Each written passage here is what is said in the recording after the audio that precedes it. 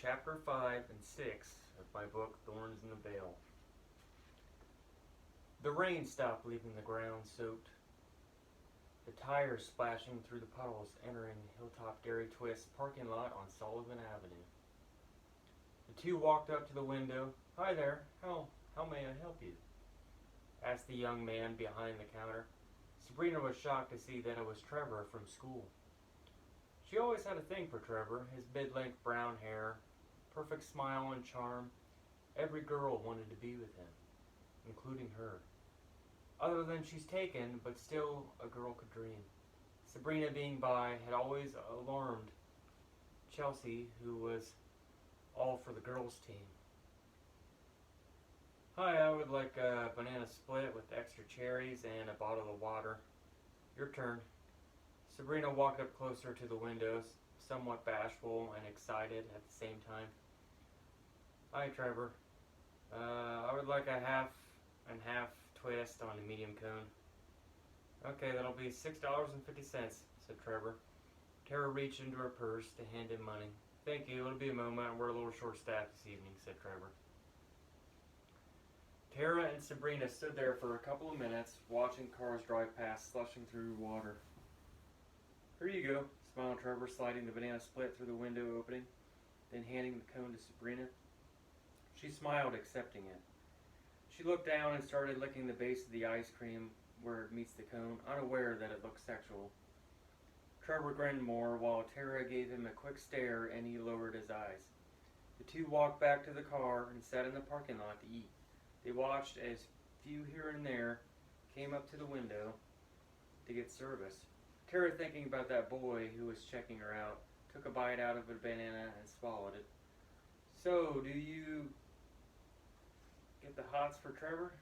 Sabrina nearly choked on her ice cream, not wanting to discuss the topic with her mom. "No," she said. "Well, I'm just saying a girl like you shouldn't be single her senior year, and prom will be here before you know it.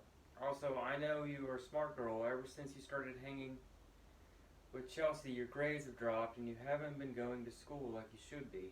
Her mom is legit a prostitute and has been to jail on multiple occasions. Now your mom isn't a prostitute and tries to earn money the legal way. Let me make this clear for you.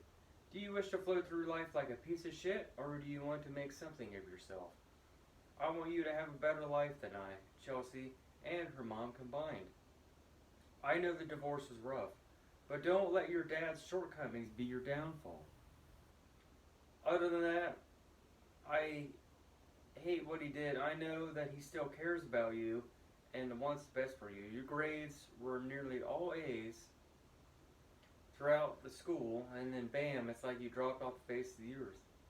You were so much better than that. It's almost the end of the school year. Don't let your grades slip. You could easily get a scholarship. I've seen the wall in your room of photos. You have an eye and could take photography. Just because I didn't go to college doesn't mean you shouldn't. I love you, Sabrina." "I love you too, Mom," she said while getting back to her cone.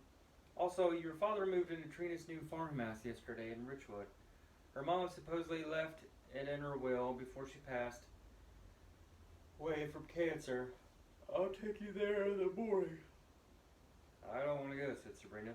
"Well, until you turn 18, you don't have much of a choice. Besides, you could always bring your fancy camera I bought for you last Christmas to the farm and take some good photos," replied Tara. Sabrina ate all of her cone and Tara finished her split. "I'll be right back, and then we can head to the cemetery." Her mom said as she exited the car to throw away her trash.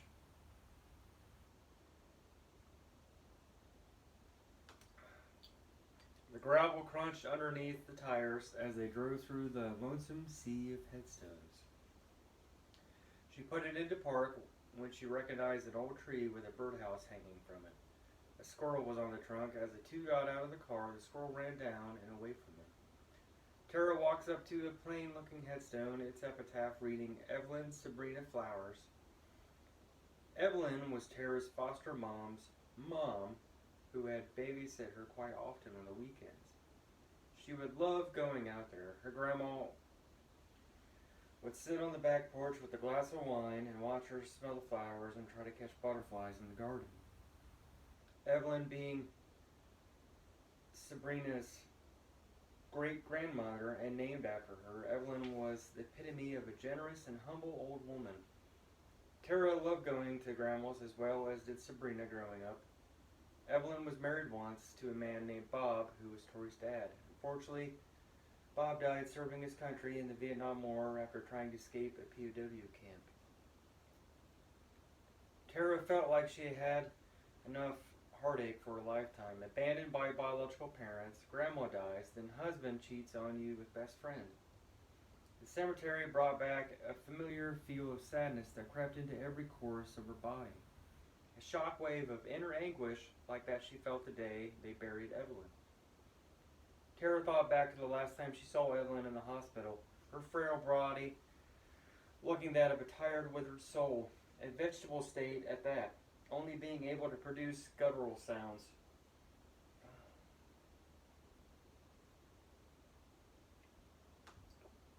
The gangrene masking her former self in yellowish tint to her bloodshot eyes.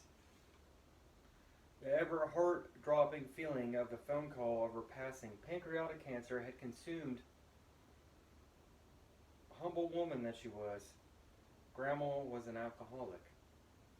A more refined taste for imported wines, she could rarely be seen without a glass of wine in her hand. Her funeral was a harsh reminder of one's mortality. Brian, as much of an asshole as he was there for her and Sabrina through it. Tara knelt and kissed her hand and touched the gravestone with it. She stood up to see a huge worm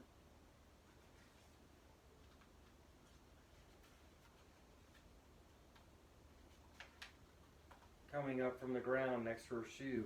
She stomped on it with her foot and walked away with Sabrina by her side back to the car. She gets in the car and turns the key to the ignition and the radio plays. "Come on, baby, don't fear the reaper," says the radio. Tara changes the station to only get static and then just turns off the radio all in general. They drive off. A crow swoops down from tree and eats the squish worm by Evelyn's grave and coughs. In the sky appear more crows circling above Evelyn's grave. Chapter 6. The sun sank into the earth and the moon rose to cover the sky in darkness. Tara and Sabrina pulled up on their street, seeing the illuminating lights of police and paramedics. "Something is going on up ahead," said Tara. Sabrina looked up from her phone and was just astonished, as her mom was. 2 paramedics were carrying out a body zipped up in a black bag. It was their neighbor right smack next door to them. The door to the guy's place had appeared to be broken into, shards of wood sticking out from the trim. The man who lived next door, she suspected, was a drug dealer. He was white, bald, and had tattoos covering everywhere. Not that tattoos signified disobedience to the law, but simply stating that he had the appearance of a bad boy as well. He would always walk out of his apartment and make deals of some sort of nature. It didn't matter if it was day or night. His name was Robert, but everyone who knew him called him Inky for all the tattoos he had on his body. Living next door to him was unnerving, so she kept a gun in her safe in the closet. She would move, but with little to no money, her options were very limited. One time she caught Inky in broad daylight with a lawn chair on the sidewalk. He was waiting to make deliveries like a drive-through service. Cars would pull up and he'd make a quick exchange. The cockiness and stupidity of the man was hilarious. Somehow he never got caught. Well, until today. Tara parked her car and the two got out and walked towards their apartment unit. An officer stepped in front of her. "Whoa, hold on, ma'am. This is a crime scene." Tara pointed to her unit. "We live right next door. What happened?" The officer gripped his belt with both hands. Search and seizure. Assailant pulled a weapon. "Have a good night, ma'am." The officer walked away as she made her way to her door. Slivers of wood lay upon the concrete. Oh, how she really wanted to be somewhere else right about now. On a sunny beach far away from here, drinking a margarita, listening only to the sound of crashing waves. The fear set in, reminding her of the type of neighborhood she's living in. She reached for her keys, nearly fumbling them from her purse, as if she was having a nervous tic of some sort. Sabrina following closely behind her through the doorway. This time Ozzy wasn't waiting for them, but was napping on the couch and had just awoken to their presence. They both took off their shoes near the door and sunk their feet into the carpet. The feeling of home and comfort felt different this time for the fact that their neighbor was shot dead next door. Another day in the ghetto, she thought, and worse to think that she was having bad dreams. Now the fear of being haunted by Inky's ghost somehow. She tried to clear her mind, imagining an empty white space and telling herself to be calm. Sabrina plopped herself on the couch next to Ozzy and started petting him. He stood up and arched his back, purring. Maybe some television before bed. She went to the fridge to grab a pop just when Sabrina asked for one at the same time. Hey, can you get me a pop? Mountain Dew or the last can of Dr. Pepper hiding in the back? Dr. Pepper, said Sabrina. Tara reached her hand in the back to grab the Dr. Pepper after grabbing Mountain Dew for herself. She closed the fridge and looked around the kitchen, expecting to see a cockroach, but none to be found. The relief helped settle her down even more. She set her daughter's pop on the living room table and seated herself on the opposite couch. She turned on the TV and flipped through the basic cable channels and landed on a rerun of Jerry Springer. She always got a kick out of it because it made her feel like, hey, maybe her life isn't so bad. Sabrina turned her gaze from Ozzy to the screen and became hooked. Sabrina cracked open her pop, so did her mom, and neither of them said a word, zoning out. Tara broke the silence eventually. One day we'll get away from this place. If you decide to go your own path after high school, that's fine. If you're not ready to move out on your own yet, I'd understand, but would prefer if you would find a place before you turn 21 at least. Give you enough time to set up a nest egg of money. You know, we would have been living in Grandma Evelyn's house in the country, but my dad is supposedly getting ready to sell. Regardless, we're getting out of here someday, I promise. Sabrina smiled while Ozzy hopped up on her lap and she stroked his fur, starting up the purr again. They watched a couple episodes and eventually, one after the other, found themselves asleep in their own beds. Suddenly, Tara gasped for air, sitting straight up from her back, dripping with sweat. She wasn't sure what had awakened her because she couldn't even recall dreaming or not. Regardless, the air felt thick and heavy with heat. She took a drink of the glass of water on her nightstand. She chugged it and set the glass back down. Pulling the comforter back, she slid out of bed and made her way to the living room to check the thermostat, doing the groggy walk.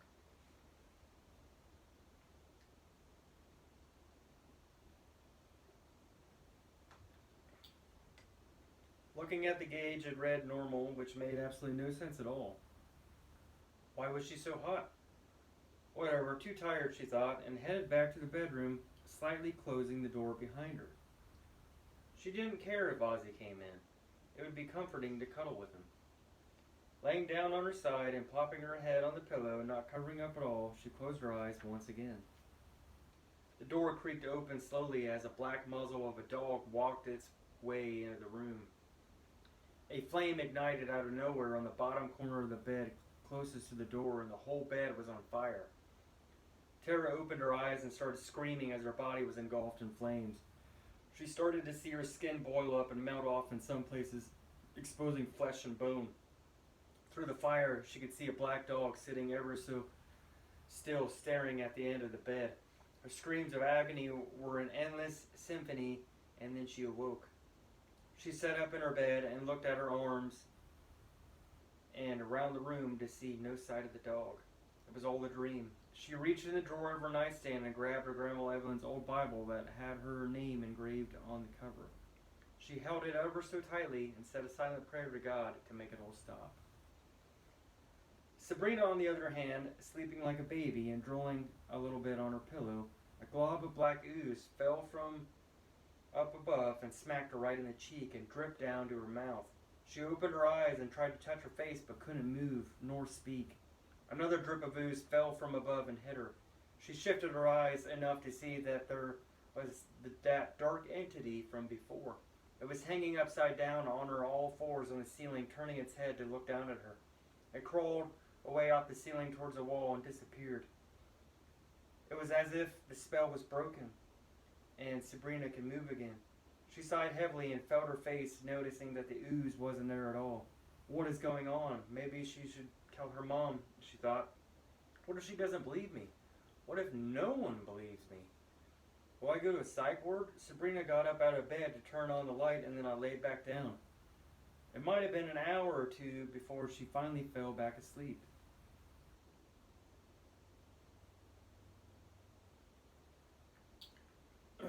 Tara's eyes opened to see that of her grandma's Bible laying next to her.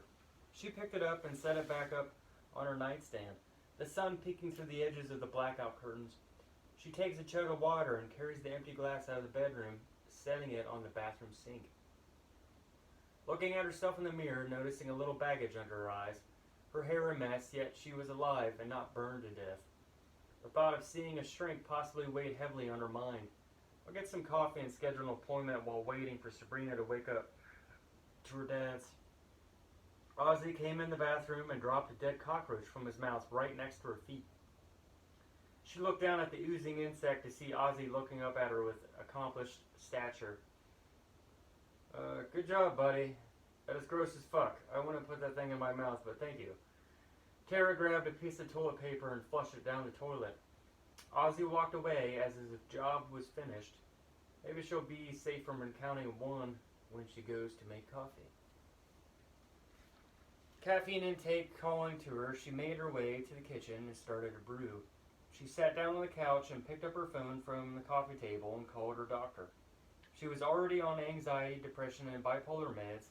Maybe Doc can throw some more pills her way to make the nightmares and the horrible vision stop. The earliest they could get her in was a month from now. What the hell is she supposed to do about it until then? Sleep with a nightlight? Read happy children's books before she goes to bed? Whatever, maybe I'll find a man to comfort me during sleep on Tinder later after she drops off Sabrina to her father, she thought. Self-medication at its finest when doctors are limited and pharmaceuticals prey on the weak. This pill can treat such and such but may cause a long list of other problems. What a joke. The sound of the coffee pot beeped and the aroma filled the air as she poured herself a cup. A couple of spoonfuls of sugar and a lot of creamer presto, temporary happiness. Fuck my life, she thought, right before letting the liquid hit her tongue. Not typically the one for breakfast, but bacon called her. She set down her coffee on the counter. She got out a pan out of the cabinet and put it on the burner and ignited the stove.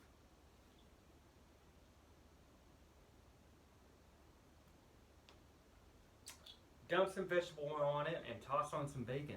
She slowly watched it sizzle, the smell making her taste buds go crazy. Out of nowhere, a cockroach falls from the range hood and lands in the pan. She jumps back. Ooh! Ozzy, you forgot one. Ozzy lifts his head up from a nap in his cat bed in the corner and looks up at her. She turns off the stoves and picks up her phone and dials her landlord. It rings and rings, then goes to voicemail. Hey, this is Tara. I've been trying to get a hold of you for a couple months now about the roach infestation. I hope to hear back from you soon. If not, I'd hate to get a lawyer involved. Not that she could afford a lawyer, but the white lie threat may work to her advantage, she hoped. Well, because of the whole bacon ordeal, she lost her appetite. She swigged some coffee and decided to light up a cigarette on the back porch after grabbing her black robe hanging over a dining room chair. The cool, crisp air hitting her as she looked up into the sky, seeing the gray clouds. Peace and calmness. Yet, when she looked directly across from her, all she saw was the back of identical apartment units. Someday she will get her naturist escape and live in harmony. That day couldn't come soon enough. Sabrina came to the sliding back door and opened it up. Mom, Ozzy puked on the floor. That concludes chapter 5 and 6. Subscribe to my channel and hear the rest of the chapters and see where the story goes. Don't forget to look up Cat's-Tale, explicit content, a book of hilarious comedy, and my first book that I wrote titled Tales from the Shadows, and check out my metal song Inner Beast on Spotify, YouTube Music, Pandora, and iHeartRadio.